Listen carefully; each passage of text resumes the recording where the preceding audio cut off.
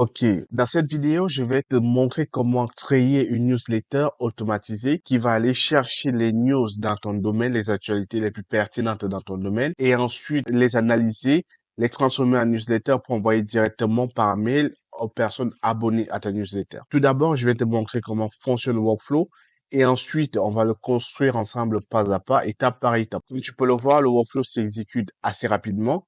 On commence par le nœud HTTP qui va aller chercher les informations sur Internet, qui va faire une recherche avec l'API de Tavily. Et ensuite, le nœud d'après, c'est le nœud code qui va aller filtrer et formater les éléments qui sont récupérés par le nœud HTTP. On va les éclater pour qu'ensuite le nœud OpenAI les analyse et les résume un par un. Puis on va les regrouper, on va les agréger pour que le dernier nœud agent IA puisse créer une newsletter. Le prompt de l'agent IA, il est très simple, en 2 lignes. Et ensemble, on va construire ce workflow. Après la génération de la newsletter, on récupère ce qui a été généré par l'agent IA.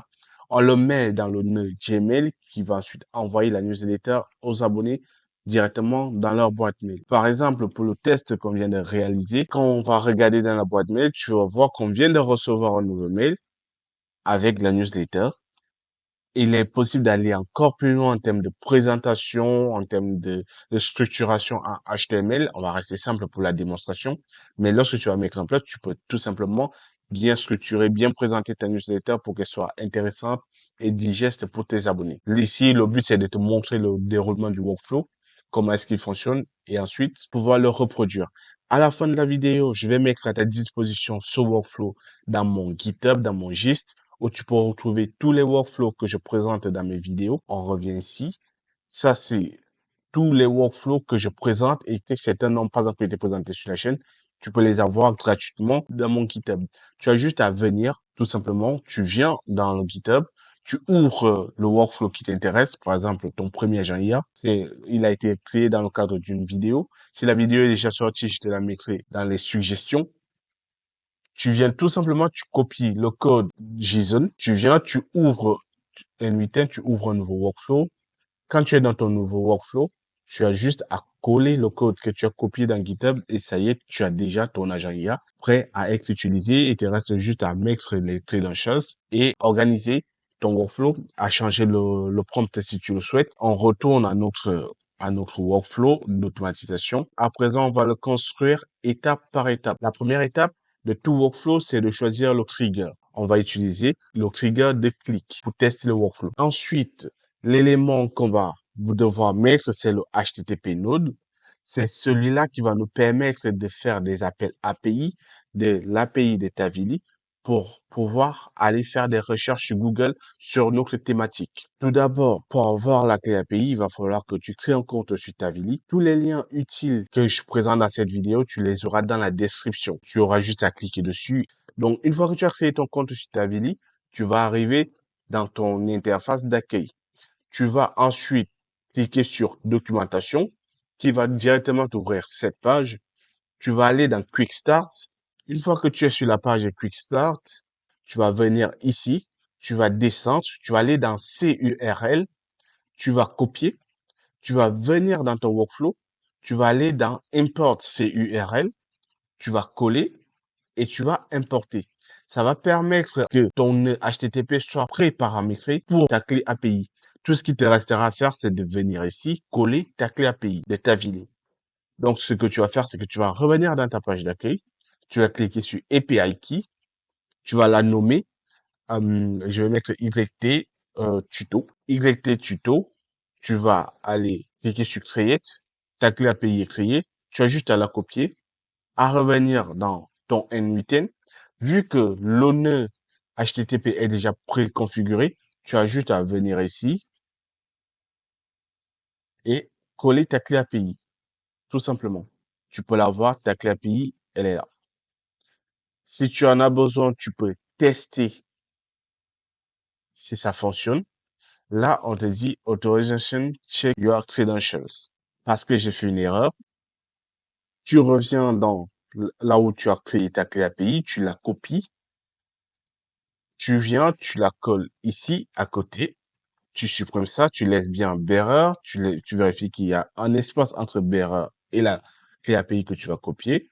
Tu colles ta clé API, tu testes et ça s'exécute parfaitement.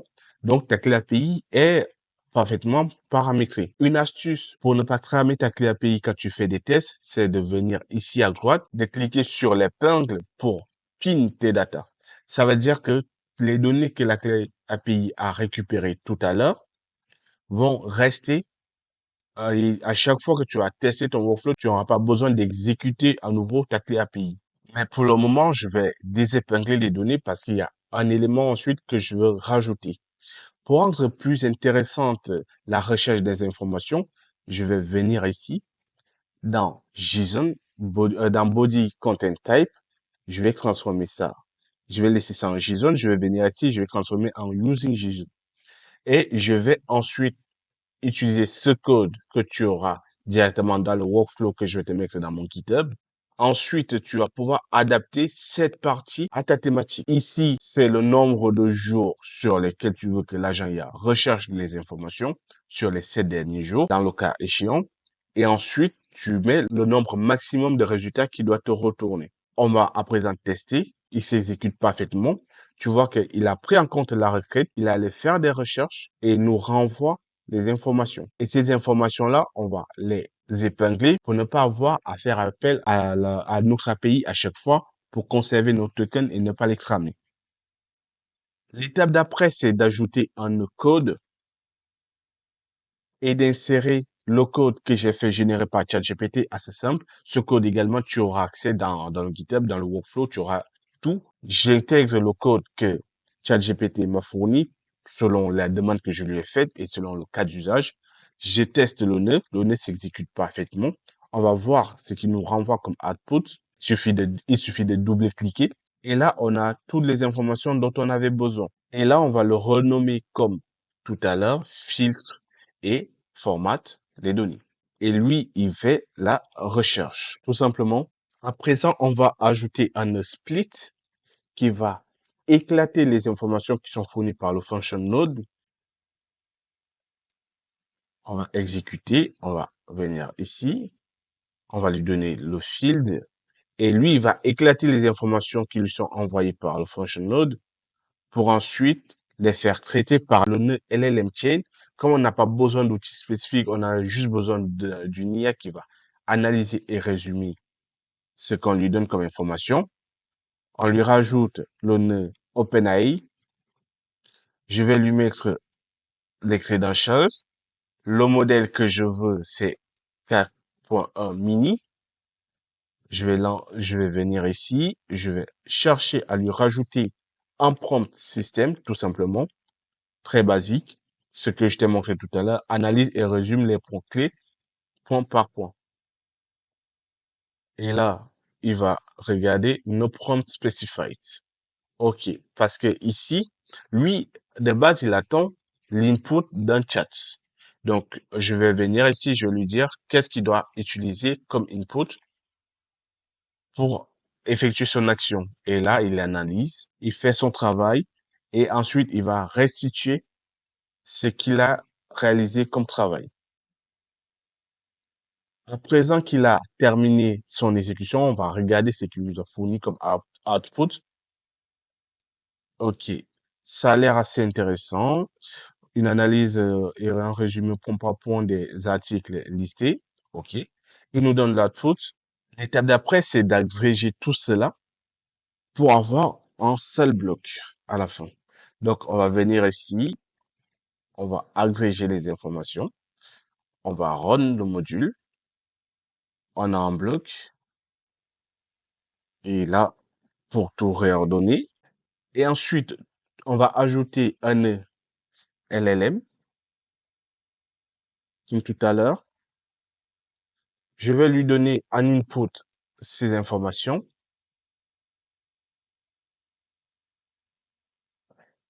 Et au niveau du système prompt, je vais lui donner ceci. Et là, c'est essentiel. Je lui dis rédige une newsletter sous la forme d'un mail en 7 points en t'appuyant sur CNews. Et là, je lui indique la structure que je veux qu'il suive. Structure de points. Je veux qu'il y ait un objet de mail à la fin et encore de mail. Ça, c'est la structure que je veux qu'il me renvoie. Mais ça ne suffit pas de le dire dans le prompt, il faut le lui spécifier précisément. Pour ça, je clique sur Require Specific Output Format. Et ensuite, je vais venir tout simplement ici, lui donner tout d'abord un modèle LLM, ChatGPT. Je pense que je vais juste faire ça au final. Je vais relier ce node-là, il peut servir pour les deux. Et ensuite, je vais lui donner un output parser dans lequel je vais coller la structure du JSON que je veux en output. Je vais lancer le nœud, voir comment est-ce qu'il s'exécute et j'attends. Il est en train de prendre en compte les informations qu'il reçoit en input. Il va rédiger le mail et ensuite, il va me le restituer. Maintenant qu'il a restitué, je vais ajouter le nœud Gmail. Avec le nœud Gmail, je vais chercher le send message. Je vais récupérer tout d'abord l'objet du mail.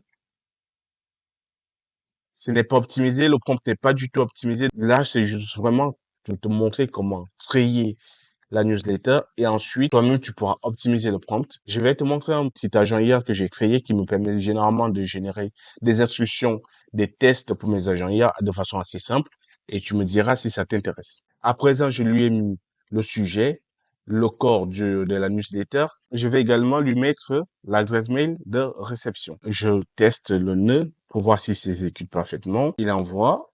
On va voir si c'est bien arrivé. Donc, on a bien reçu le mail et comme tu peux le voir, il n'est pas du tout structuré. Ce que je vais faire, c'est que je vais revenir dans mon Gmail et je vais enlever HTML, je vais mettre texte. Comme ça, il va directement renvoyer la structure qui lui a été donnée. On va revenir ici, on va sortir et je vais relancer l'exécution du nœud. Je reviens, je rafraîchis, je retrouve et là, on a un texte un peu plus aéré. Il est possible d'aller plus loin, de rendre la newsletter beaucoup plus attrayante, beaucoup plus intéressante à la lecture pour les lecteurs. Mais ça, c'est à toi de voir selon tes goûts, selon ta niche et le public que tu adresses. À présent qu'on a réalisé notre newsletter de bout en bout, on va changer le nœud trigger et on va venir chercher le schedule trigger. Pour le schedule trigger, on va venir ici. Le workflow, on l'a créé pour une newsletter hebdomadaire. Donc, on va venir ici, on va choisir une fois par semaine et on va dire, il va s'exécuter le lundi à 6 heures du matin. Chaque lundi à 6 heures du matin. Non, à 7 heures, c'est plus intéressant. Donc, chaque lundi à 7 heures du matin, le workflow va s'exécuter automatiquement et il va envoyer un mail aux abonnés de la newsletter.